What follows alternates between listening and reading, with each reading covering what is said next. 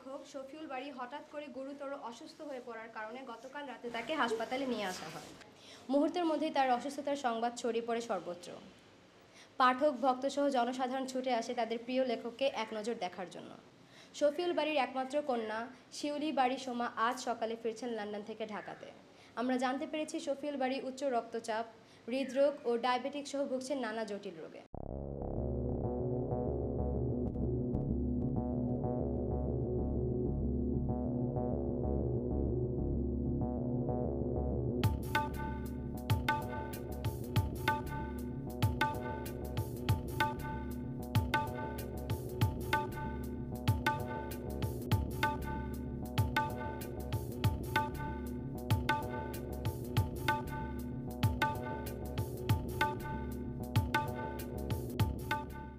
এখন কি অবস্থা ডাক্তার সাহেব? ডাক্তার চলে এসেছে, আমি ডাক্তারের কাছে যাব। বলেন না স্যার।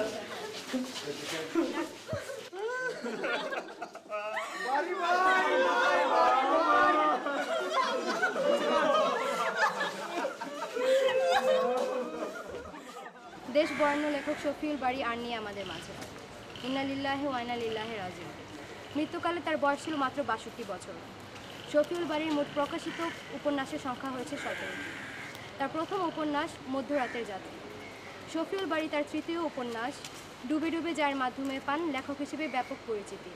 তার এই অসমাপ্ত পরিচিতি রয়ে যাবে তার পাঠকের মাঝখানে তার লেখার মধ্য দিয়ে।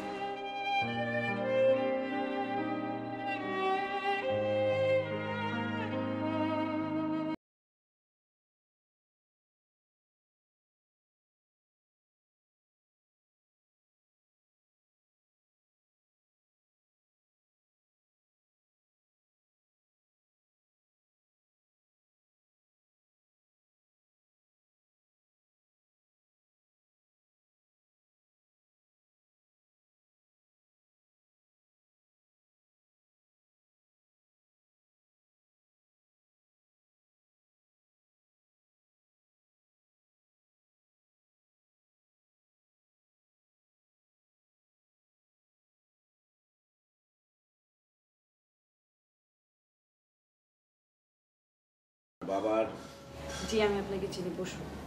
Thank you.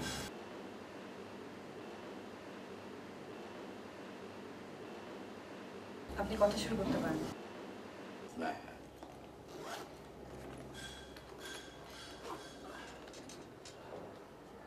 আমার মক্কেল মানে আপনার বাবা ঔপন্যাসিক শফিউল বারী তার মৃত্যুর অনেক আগেই এই উইলটা করে গেছে। আমার দীর্ঘ কালতি জীবনে এই রকম অদ্ভুত উইল আমি আর কখনো দেখিনি। লেখক হিসাবে জনাব শফিউল বারী প্রতিষ্ঠা পেয়েছিলেন তার তৃতীয় উপন্যাস বারবার ডুবে যায় এর মাধ্যমে। এই লেখাটা তাকে যে শুধু ঔপন্যাসিক হিসাবে প্রতিষ্ঠা দিয়েছে তাই নয়, সঙ্গে সঙ্গে তাকে বিত্তবানও করেছে।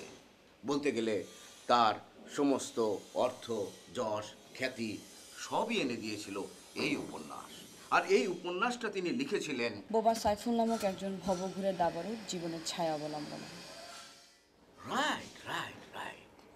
এই বোবা সাইফুল স্টেশনের প্ল্যাটফর্মে বসে চক আর কয়লা দিয়ে দাবার ছক এঁকে নিঃশব্দে দাবা খেলতো তার 10 বছর বয়সী ছেলে কিস্তির সঙ্গে। আজ এই স্টেশন তো কাল সেই স্টেশন। এইভাবেই কেটে যেত বোবা সাইফুলের জীবন। বোবা সাইফুল দেখুন, আমি এসব জানি।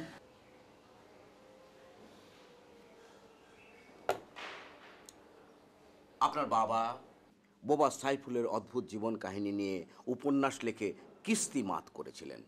যেহেতু বোবা সাইফুলের জীবন কাহিনী লিখেই তিনি প্রতিষ্ঠা পেয়েছিলেন, সুতরাং তিনি বিশ্বাস করতেন যে তার অর্জনের সমান অংশীদার এই বোবা সাইফুল। যেহেতু বোবা সাইফুলের এতদিন বেঁচে থাকার কোনো সম্ভাবনা নেই, সুতরাং তিনি মৃত্যুকালে এই উইল করে গেছেন যে তার সম্পত্তির অর্ধেক পাবে বোবা সাইফুলের ছেলে কিস্তি। আমি জানি, উইল করার সময় বাবা আমার অনুমতি নিয়েছিলেন। বলেন কি? আপনি জানেন? জি।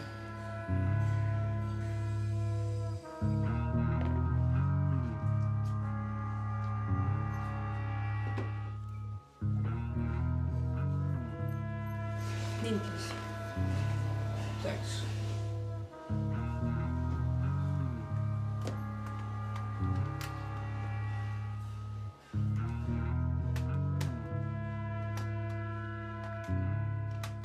আপনি আপনার বাবার একমাত্র উত্তরাধিকারী হওয়া সত্ত্বেও পুরো সম্পত্তি পাচ্ছেন না, পাচ্ছেন অর্ধেক।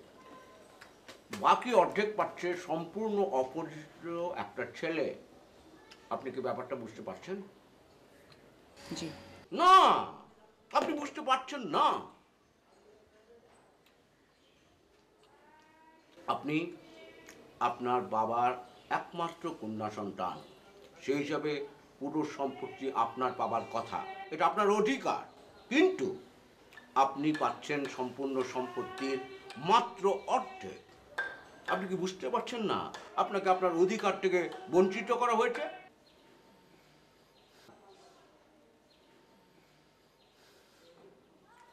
আপনার বাবা শফিউল বারী সাহেব বোবা সাইফুলের প্রতি দুর্বল হয়ে কোনো এক দুর্বল মুহূর্তে এরকম একটা ভুল সিদ্ধান্ত নিয়েছেন। এখন আপনি যদি এই ভুল সিদ্ধান্তটা মেনে নেন তো আপনি ক্ষতিগ্রস্ত হবেন। আমার তো কিছু হারাতে হচ্ছে না।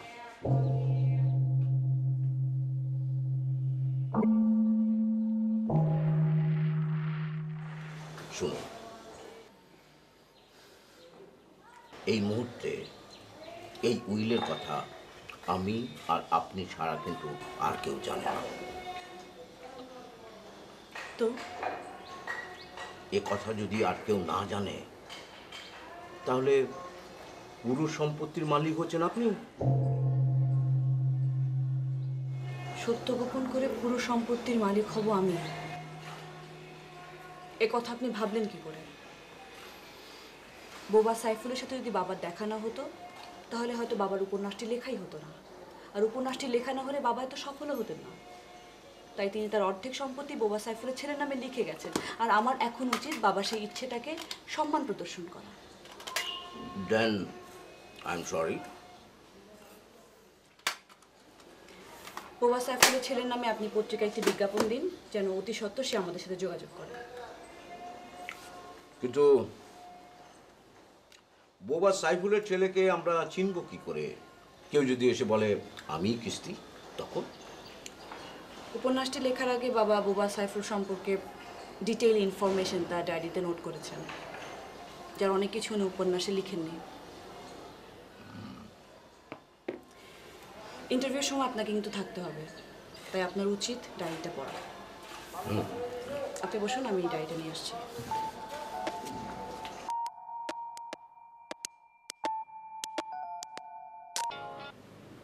হ্যালো, অ্যাডভোকেট সালাম শিকদার বলছিলাম। সকালবেলায় পত্রিকায় বিজ্ঞাপনটা দেখলাম, আরও কয়েকটা পত্রিকায় দিলে ভালো হতো মনে হয়। তার বোধহয় আর প্রয়োজন হবে না। কেন, কিস্তি কি পাওয়া গেছে? হ্যাঁ, একজন এইমাত্র ফোন করে জানালো সে নাকি কিস্তি। যাচাই না করে এখন তো বলা যাচ্ছে না যে সে আসলে কিস্তি কিনা। তো ওকে আমি আমার অফিসে কাল সকাল 10টায় আসতে বলেছি। ওকে, আই উইল বি দেয়ার। ওকে ওকে। 10:30 বাজে, ওরা 10টার সময় আসো।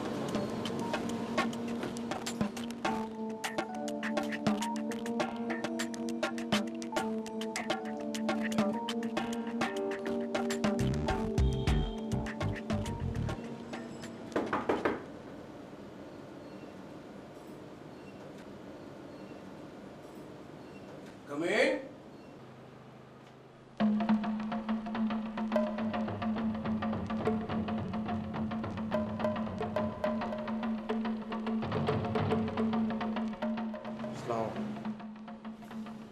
বসেন।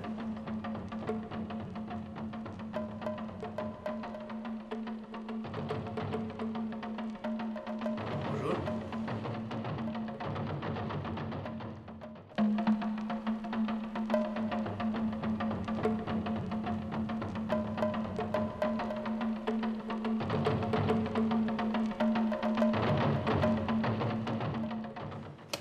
আপনার নাম?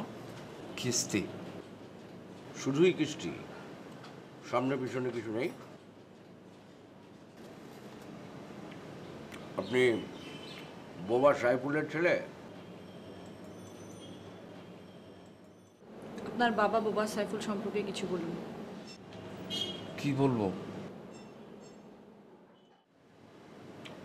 ক্যামেলিয়া, কথাগুলোর একটা নোট রাখো।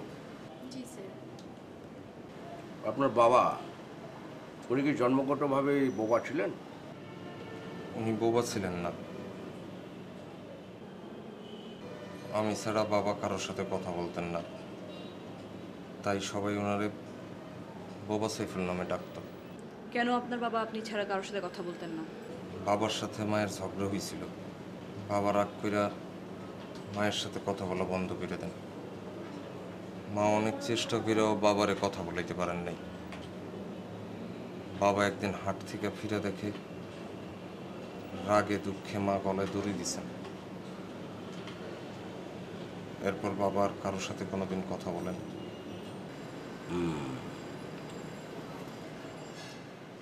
আপনার বাবা কি করতেন? আই মিন, ওনার পেশা কি ছিল? আমি আর বাবা রেল স্টেশনে দাবা খেলতাম। আমাদের খেলা দেখে লোকজন পয়সা দিত। আজ এই স্টেশন, কাল ওই স্টেশন, এমনি আমাদের জীবন চলতো। দাবা খেলার আগে উনি কি করতেন? ইন্ডিয়া থেকে চিনি আনতেন। অবৈধভাবে?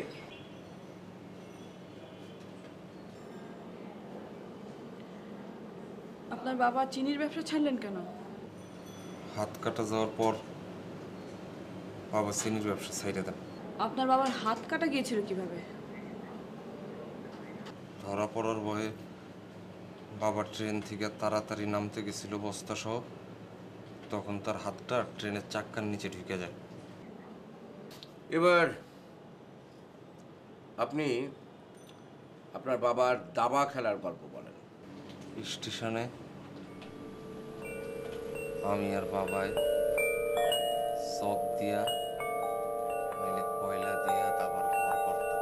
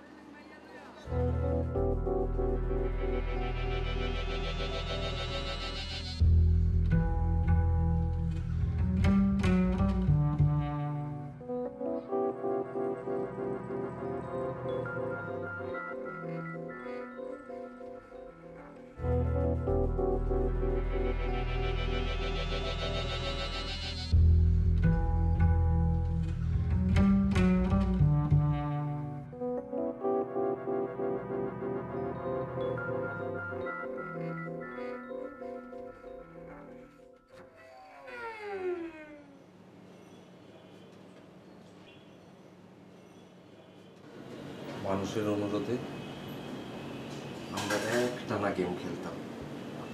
একবার 30টা পর্যন্ত গেম একসাথে খেলছি। কিন্তু দাবা খেলার মতো এরকম স্লো একটা খেলা মানুষ এত উৎসাহ নিয়ে দেখতো কেন? আমরা প্রত্যেক দিন খেলতাম তো, আমরা অনেক তাড়াতাড়ি খেলতে পারতাম। এই কারণে মানুষ অনেক মজা করে দেখত। ভিড় হয়ে যেত চারপাশে। তো আপনার বাবা দাবা খেলাটা শিখেছেন কোথায়? চিনি পাচারের সময় বাবা ধরা কইরা আসানসোল যেতেছিল কয়েক মাস। সেখানে মানিক ঘটক নামে এক লোকের কাছে সে দাবা খেলা শিখত।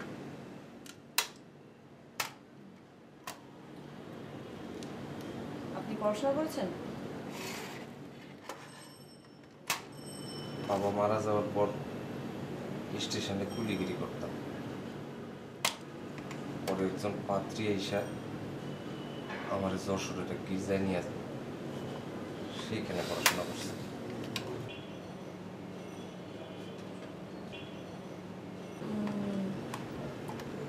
তো আপনাকে এখানে কেন ডাকা হয়েছে সেটা জানেন? সিনা পত্রিকায় বিজ্ঞাপন দেখলাম বোবা সাইফুলের ছেলে কিস্তি সত্তর যোগাযোগ করেন। টাকার কারণ তো আপনারা জানেন। আচ্ছা, তার আগে বলুন আপনার চোখের চশমার একটা গ্লাস কালো কেন?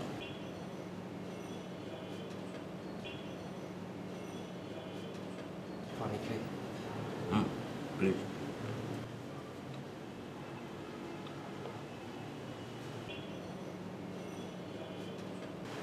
আমি গ্লুকোমা মানে ডাবল ভিশন রোগে আক্রান্ত। মানে সব জিনিস দুইটা করে দেখি।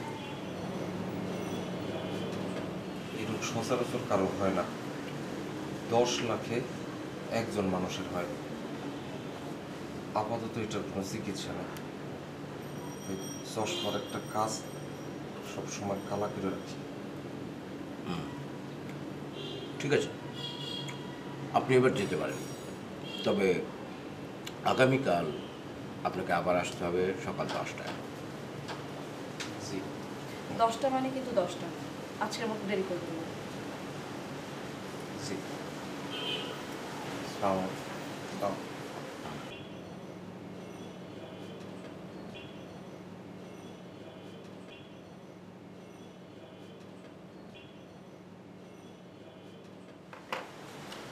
আপনার কি মনে হয় এই ছেলেটাই বোবা সাইফুলের ছেলে কিস্তি?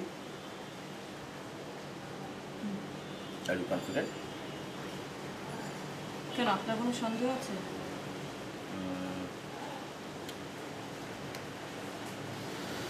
ঠিক আছে, তাহলে আপনি পেপারস রেডি করুন। কাল সকাল 10টায় বাবার ইচ্ছা অনুযায়ী অর্ধেক সম্পত্তি আমি ওকে দান করছি। কে? আবার কেন? না কালকে সকাল 10টায় আসবার কোথায়? দেখেন কি বলতে চাই। Come in.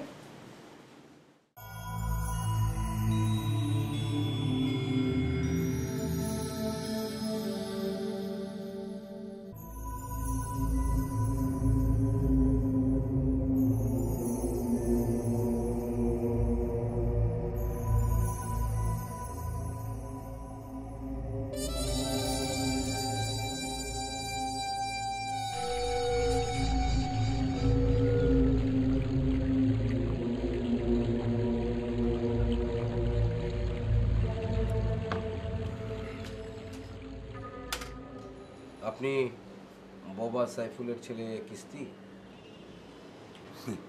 এই বিষয়ে কোনো সন্দেহ আছে নাকি? আপনি কি জানেন আপনাকে এখানে কেন ডেকে আনা হয়েছে?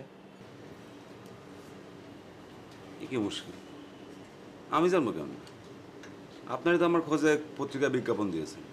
ক্যামেলিয়া, ইনি কিস্তি 2 নোট রাখা। তা আপনার বাবা বোবা সাইফুল, উনি কি জন্ম থেকে বোবা ছিলেন? না, বাবা শুধু আমার সাথে কথা বলতো, এই জন্য সবাই তাকে বাবা সাইফুল ডাকতো। কেন, তোর বাবা শুধু আপনার সাথে কথা বলতো কেন? আমার দাদি আমার মার সাথে ঝগড়া করে বাসা ছেড়ে চলে যায়। অনেক খুঁজেও দাদিকে পাওয়া যায়নি। তখন বাবা রাগ করে মার সাথে কথা বলা বন্ধ করে দিত। মা চেষ্টা করেছিলেন বাবাকে কথা বলাতে, কোনো লাভ হয়নি। কষ্ট পেয়ে মা শেষমেশ গলা দড়ি দেন। মহিলা মানুষ তো দুর্বল চরিত্র, সেই থেকে বাবা সবার সাথে কথা বলা বন্ধ। আচ্ছা, আমরা তো সবাই জানি যে আপনি আর আপনার বাবা স্টেশনের প্ল্যাটফর্মে দাবা খেলতেন। তো আপনার বাবা এই দাবা খেলা কোথা থেকে শিখেছিল? বাবা একবার বিএসএফ এর কাছে ধরা খেয়ে বেশ কয়েক মাস আসানসোল জেলে ছিলেন। সেখানে সোলাইমান কাজী নামে এক জুয়ারি মানিক ঘটক নামে এক উলফা জঙ্গিকে দাবা খেলা শেখায়। সেই জঙ্গি বাবাকে দাবা খেলা শেখায়। স্টেশনের প্ল্যাটফর্মে আপনার আর আপনার বাবার দাবা খেলার গল্প বলেন। স্টেশনে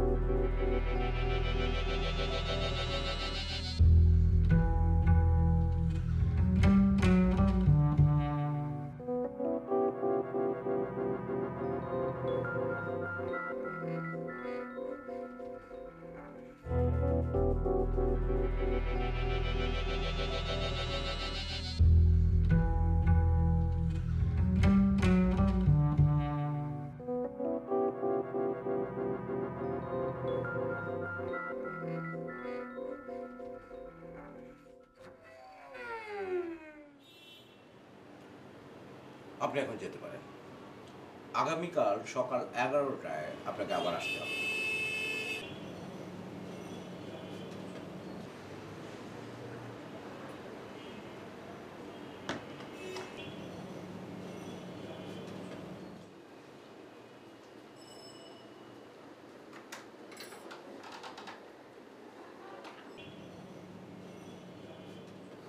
ও মাই গড, তো ভালো বিপদে পড়া গেল।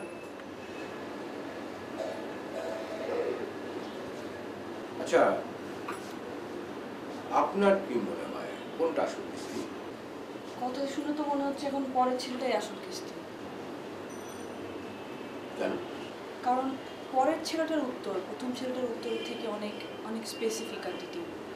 যেমন আমরা যখন জিজ্ঞেস করলাম বোবা সাইফুল কেন কথা বলে না, তখন পরের ছেলেটা উত্তর দিল তার মা আর দাদির মধ্যে ঝগড়া হয়েছে, আর দাদিকে খুঁজে না পাওয়ার কারণে তার বাবা আর মার মধ্যে কথা বন্ধ হয়ে যায়। মা আর দাদির এই ঝগড়ার কথাটা কিন্তু প্রথম কিস্তি বলেনি। আবার আমরা যখন প্রশ্ন করলাম তার বাবা কোথায় দাবা শিখেছে, তখন পরের ছেলেটা কিন্তু স্পেসিফিক্যালি সোলাইমান কাজীর কথা বলেছে।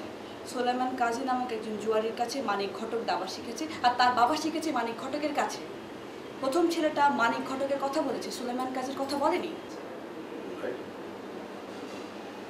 কিন্তু প্রথম ছেলেটা অনেক ভদ্র এবং বিনয়ী। অতিভক্তি চোরের লোক। তাহলে আপনি কি এই দ্বিতীয় যে কিস্তি তাকে আপনার সম্পত্তির অর্ধেকটা দিয়ে দেবেন?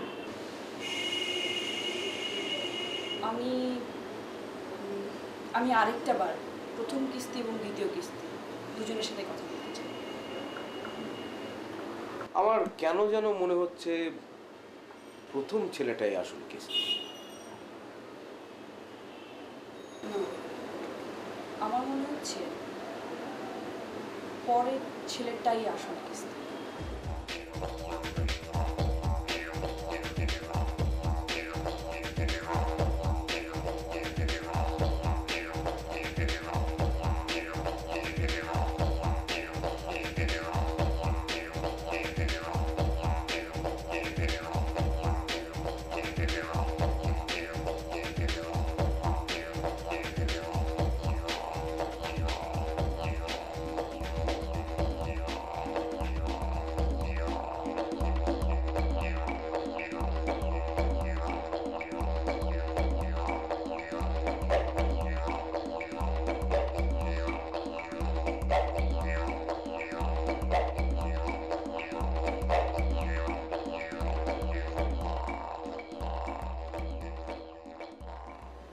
আপনি বলেছিলেন আপনার বাবা দাবা খেলা শিখেছিল মানিক ঘটকের কাছ থেকে।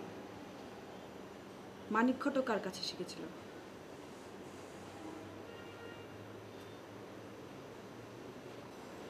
উত্তরটা যে আপনার জানা নেই সেটা আমি আগেই বুঝেছিলাম। জানবো না কেন?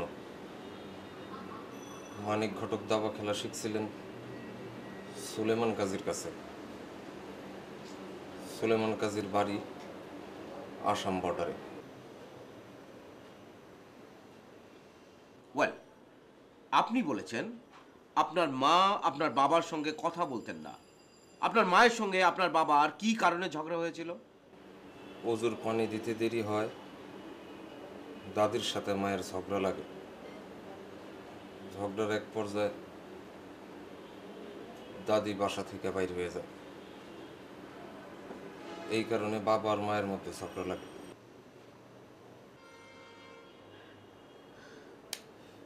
আপনি এখন যেতে পারেন, তবে আপনাকে পরবর্তীতে আবার আসতে হতে পারে। আসসালামু আলাইকুম। সুলেমান কাজীর বাড়ি কোথায়? যার কাছ থেকে মানিক ঘটক দাবা খেলা শিখেছিল। সোলেমান কাজীর জন্ম ব্রাহ্মণবাড়িয়ায়, বড় হয়েছে আসাম বর্ডারে। মানিক ঘটের খুব পুরানো বন্ধু।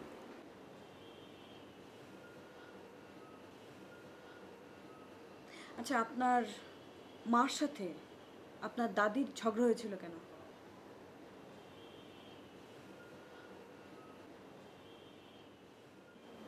কি মনে নেই? দাদির বাতে ব্যথা ছিল, সে খুব ভোরে উঠেছেন অজু করতে, তারপর অজুর পানি না পাওয়া। থাক, আপনাকে আর বলতে হবে না।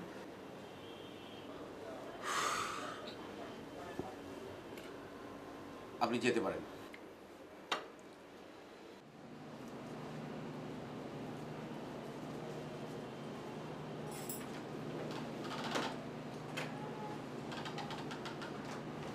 আমার এখন তো মনে হচ্ছে এটাই আসল কিস্তি। দেখি আজকে রাতে চিন্তা করে দেখি কোনো উপায় বের করা যায় কিনা। আপনি একটা কাজ করবেন, এই দুজনকে নিয়ে কালকে আমার বাসায় আসতে পারবেন? কাল? কাল বোধ হয় পারবো না। ওকে, আপনি এই দুজনকেই পাঠিয়ে দিন তাহলে।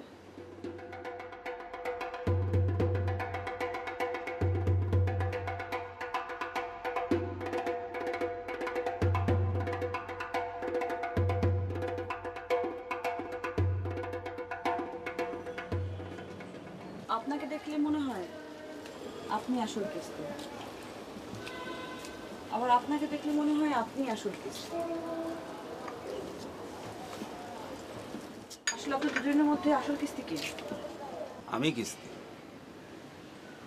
এটা প্রমাণ হয়ে যাবে। সত্য কখনো চাপা থাকে না। আমি আসল কিস্তি, এইটাই সত্য। আসল কিস্তি বের করার জন্য আমার কাছে একটা উপায় আছে। আপনাদের দুজনকে দাবা খেলতে হবে, যে জিতবে সে আসল কিস্তি। কারণ আসল কিস্তি ছোটবেলা থেকেই দাবা খেলে, স্বাভাবিকভাবেই সে দাবা খেলায় খুবই এক্সপার্ট হবে। আর হঠাৎ করে দাবা শিখে এসে তাকে পরাজিত করা যাবে না।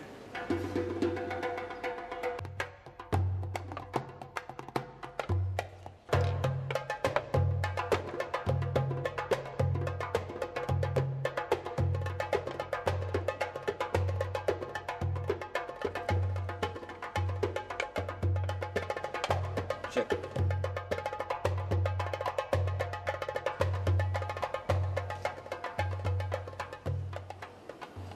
প্রথম খেলায় আপনি জিতেছেন, দ্বিতীয় এবং তৃতীয়টাতে আপনি,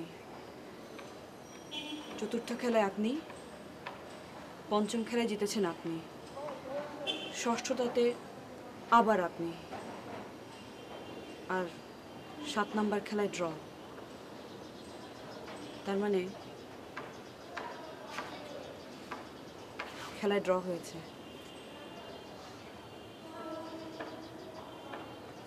ওকে, আই গট দ্য আইডিয়া। আপনাদের দুজনকে ব্লাইন্ড ফোর্ড দাবা খেলতে হবে। আই মিন, চোখ বেঁধে দাবা খেলতে হবে।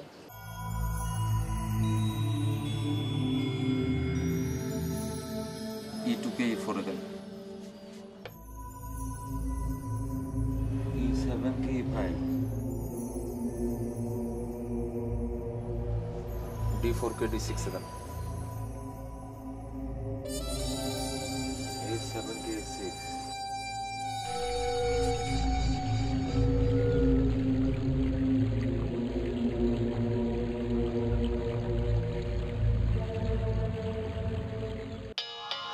Excuse me.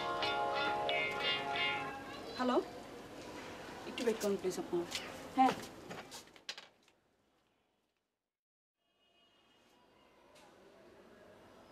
কি করছেন আপনি? কি করলেন এটা? এই যে আমি আপনাকে বলছি, আপনি বের হয়ে যান। আপনি এক্ষুনি বের হয়ে যান বাসা থেকে, নাকি আমি পুলিশ ডাকবো? বলেন। কি হয়েছে? যান, বের হয়ে যান। চুরি করে বোর্ড দেখছিলেন।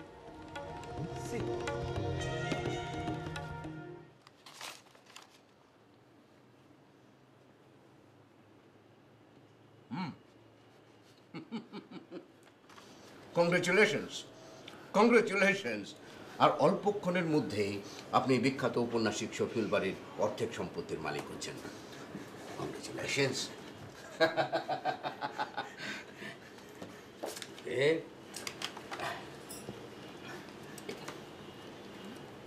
এখানে না? জি।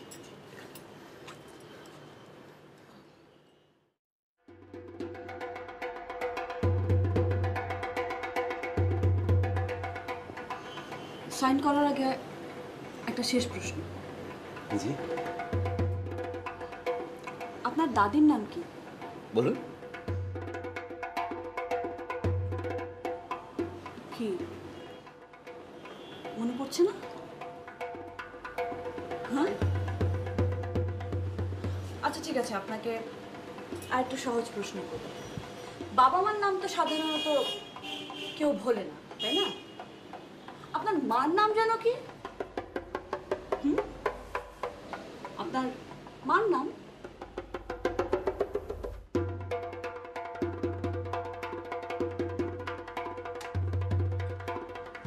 Get out!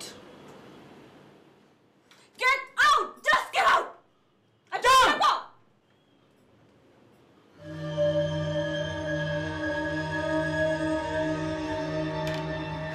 দেখেন তো,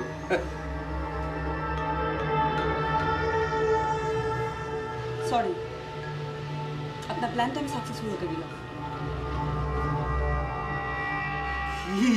আপনি আমার বাবার অর্ধেক সম্পত্তির লোভে এই দুটো ছেলেকে কিস্তি বানিয়ে আমার কাছে পাঠিয়েছেন, তাই না? কি যা বলছেন ম্যাডাম, কি? এই ছেলেগুলা যা যা বলছে সব কিন্তু ওই ডায়েরিতে লেখা আছে, যে ডায়েরিটা আমি আপনাকে পড়তে দিয়েছিলাম। আসল কিস্তি ছাড়া তো এই কথাগুলো কারো জানার কথা না। আমি তো আর কাউকে এই ডায়েরিটা দিইও নেই। ছেলেগুলো কিভাবে জানে? কারণ আপনি তাদের ডায়েরিটা দিয়েছেন, রাইট?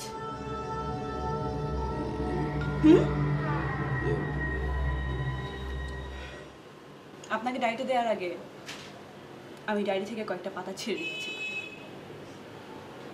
যেখানে মার নাম, দাদির নাম, এই ইনফরমেশনগুলো ছিল, যার কারণে আপনার নকল কিস্তিরা মার নাম, দাদার নাম কিচ্ছু বলতে পারেনি।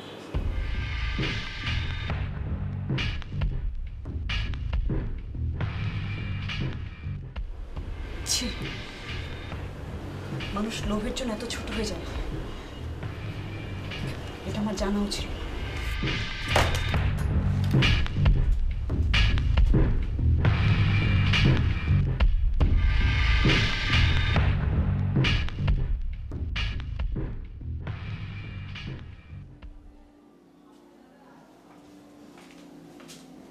আপা, আপনার ফোন।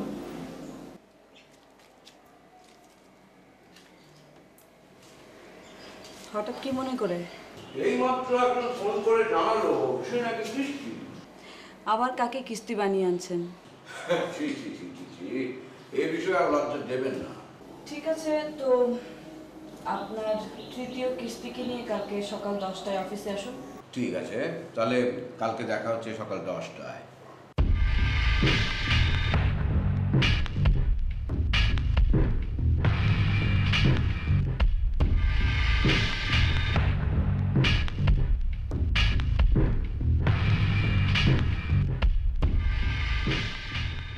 আপনাকে আমি শুধু 3টা প্রশ্ন করব।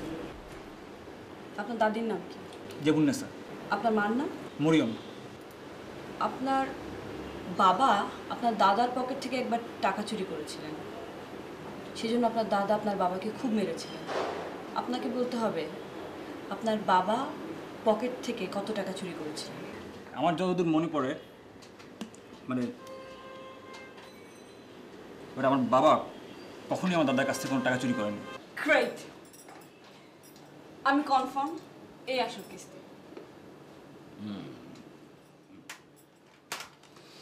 ওকে, তো আজকে শুক্রবার, আগামী রবিবারে উইল সাইন করতে হবে। ওকে, আপনি পেপার রেডি করে রেখে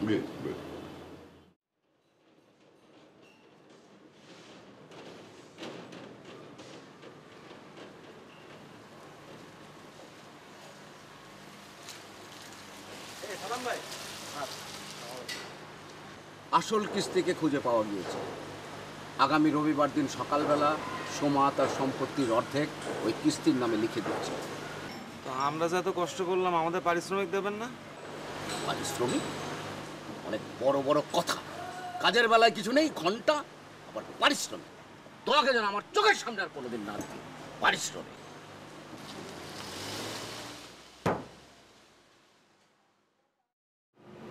সবগুলো পেজে কি সাইন করতে হবে?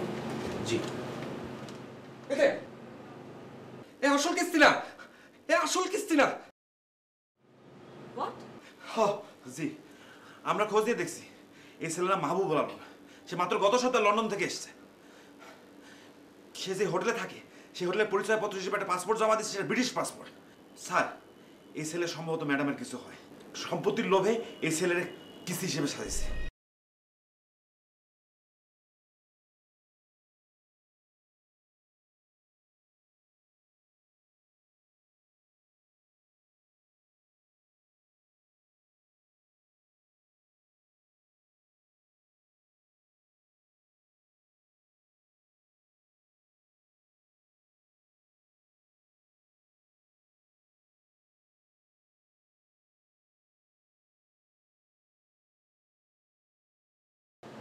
পুরো সম্পত্তি যদি নিজের কাছেই রাখবেন, তাহলে এত কিছু করলেন?